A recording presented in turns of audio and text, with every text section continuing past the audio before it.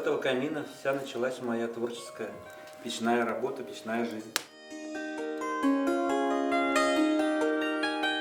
Каждый раз, разжигая старенький камин дровами и наблюдая, как скачет огонь на поленьях, Александр Иванович вспоминает всех тех, кто когда-то передал ему секреты печного мастерства. Родился и вырос Александр Иванович в деревне, у печки. Большая, беленая, она занимала пол избы и согревала их дом в холода. В ней бабушка выпекала вкусный хлеб и варила щи, рассказывая внукам о сердце и душе русского дома.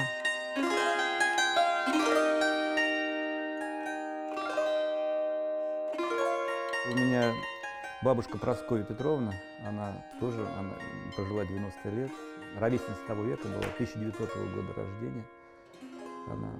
Она ложила печь. И потом продолжателем была и тетя Нюра, то есть ее дочь. Я вот у тети Нюры спрашивал, как ты? И тоже, говорит, смотрела и потом начала ложить. Она вот работала на резинке, и там очень много печей вот своим, с кем она работала, она выложила. Закончив авиационный институт, Александр Иванович пошел работать на завод инженером. В непростые 90-е попал под сокращение и стал заниматься торговлей. Чтобы прокормить семью, за импортными вещами ездил в Польшу, Китай и Турцию. Но судьбоносная встреча с печником Михаилом Елисеевым изменила его жизнь. 20 лет назад я прекратил печника, потому что до этого занимался бизнесом, вот заработал на слом дедовского дома, построил дом, мне хотелось камин. И пригласил человека, его звали дядя Миша Елисеев, и они приехали с дочерью. И вот они мне выложили вот этот вот камин, который находится вот сзади меня. Через некоторое время, может быть, меньше, чем через год, другу захотелось. А дядя Миша-то оказалось, что он уже ушел от нас.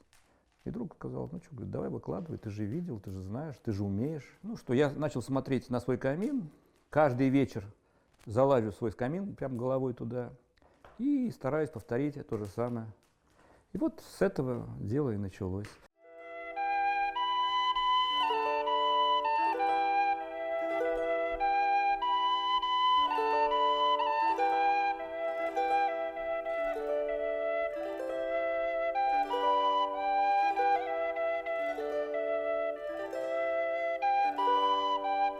Ой, спасибо. Горячие ватрушки.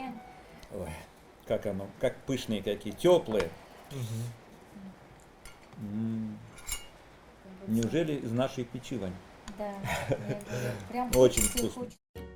В гости на чай и пышные пирожки из русской печки теперь уже к своим друзьям Александр Иванович приезжает часто. Приятно, когда то, что ты сделал, приносит в дом счастье и тепло. Ведь уметь давать людям радость – лучшее из того, что есть в жизни, уверен печник. Разве можно сравнить вкус блюд, которые приготовлены в русской печи? Это просто красота и такой запах.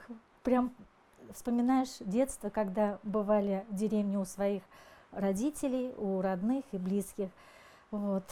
Такой вот у нас получился сегодня бялеш.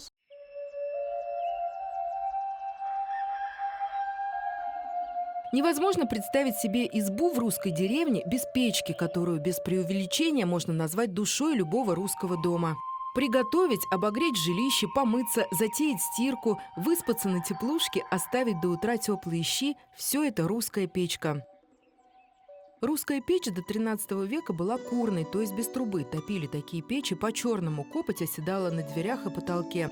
После XIII века над печами стали делать небольшие оконца для вывода дыма, а позднее научились делать дымоходы в крыше. При Петре I курные печи запретили, так как сооружались кирпичные заводы, создавались новые правила кладки печей, производили новые отделочные материалы, основываясь на голландских расписных изразцах. Печи с такой росписью стали называться голландками. До XVIII века печи были глинобитными, прочными, не прогорающими, так как от жара глина только укреплялась. Печи возводили за один день, работали быстро и привлекали помощников, чтобы глина не засыхала. Ну а сегодня, говорит Александр Иванович, чтобы возвести печь, камин или барбекю-комплекс, уходит от 2-3 недель до нескольких месяцев. Давай, Саш. О, спасибо. Ну вот так мы работаем. Один мешает, другой подает. В плотном графике времени на печки-лавочки просто нет. Вместе с сыновьями, старшим Иваном, который уже перенял ремесло отца, и 6-летним Александром, который еще только постигает азы печного искусства, Александр Иванович спешит закончить очередной шедевр. Ну-ка, Саш, спасибо, молодец. Вот Сансаныч помогает. Говорю, мне было страшно его брать первый раз, а когда взял, я просто вот сейчас в восторге, потому что я ему, правда, сделал оклад. Чтобы как-то заинтересовать его, у него оклад 100 рублей в день. То есть это вот такие деньги, вроде бы простые, но... Правда, он недавно заявил мне, за 100 рублей работать не буду, только за 200. Я ему говорю, 200 нет, тогда не буду брать тебя. Ладно уж, 100. Но он вот доволен, и иногда говорит, я тебя не возьму. Папа, я хочу с тобой. Ну, здорово, здорово, когда помогают тебе дети.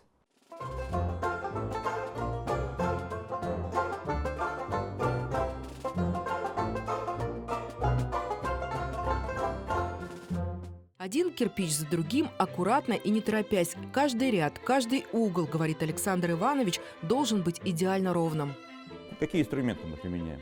Молоток. У меня очень простой молоток. То есть кельма, вот она кельма, но растворы, ведро, уровень обязательно, чтобы было ровно. Особенно, когда столешница, она должна быть ровная, конечно, потому что потом ложишь керамогранит, чтобы вот было симпатично. Ну вот, положили кирпичик, сейчас застучим его хорошо, чтобы не было промежутков, так, чтобы выпил раствор его. Жароустойчивость, прочность, красивый внешний вид. Сегодня для кладки используют кирпичи разных видов. Отдельно мастер подбирает материал для топки, основной конструкции и дымохода. Ну, видите, огнеупорный кирпич, ШБ5. Берем его. Вот, честно говоря, когда положить, нужно его отряхнуть, потому что он очень пыльный. Но вот этот кирпич, он как бы боится влаги, лучше его не мочить, если только вот или кисточкой.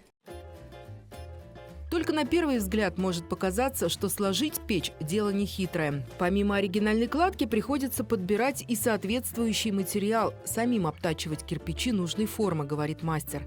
Многие подходят к объекту и смотрят и говорят, где вы купили эту вещь?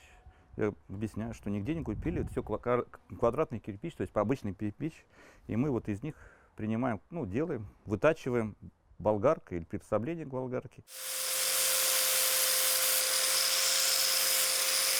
Тихонечко, аккуратненько, вот так вот раз, подгоняешь его, я тоже уже подогнал, просто мне было нужно шлифовать.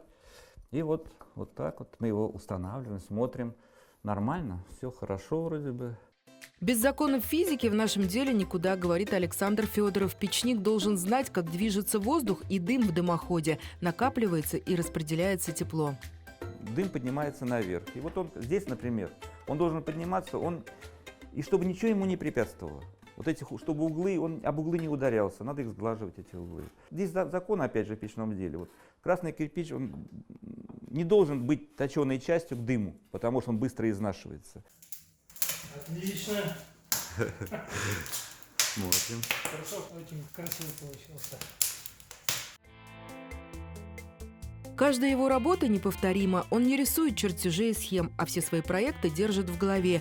И никогда старается не повторяться, ведь каждый дом, каждая семья, где он ставит печь или делает камин, уникальна.